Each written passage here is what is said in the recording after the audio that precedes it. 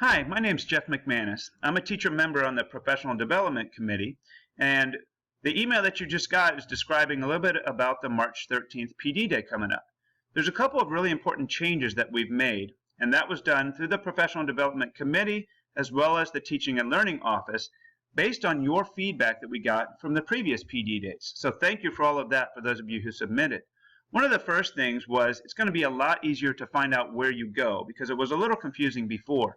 So now in the document that you got today, everybody should be able to find himself or herself somewhere in this list and then just click there and it'll go into more detail about how you're spending your time. Some people might be doing the same thing all day. Some people will be broken into chunks. As a high school science teacher, I would click here where it says secondary teachers, and it opens up another document showing that I have kind of two blocks. I have department time where I'm going to meet with other science teachers, and I can find out where that is by clicking here. And the second part of my day is what we call Hattie time. Now the elementary teachers will have their Hattie time first, and then time with their other groups in the second block. So if we click here, we can find out what we're doing for Hattie time. And you might remember we did this in the January PD Day right after Christmas break, and that is either a book study or listening to a presenter who is an expert on a particular strategy, or just a little peer collaboration on one of the strategies where you're kind of talking through with fellow teachers how you implement a particular strategy. So one thing we heard from you all is that for a lot of you is just too much time.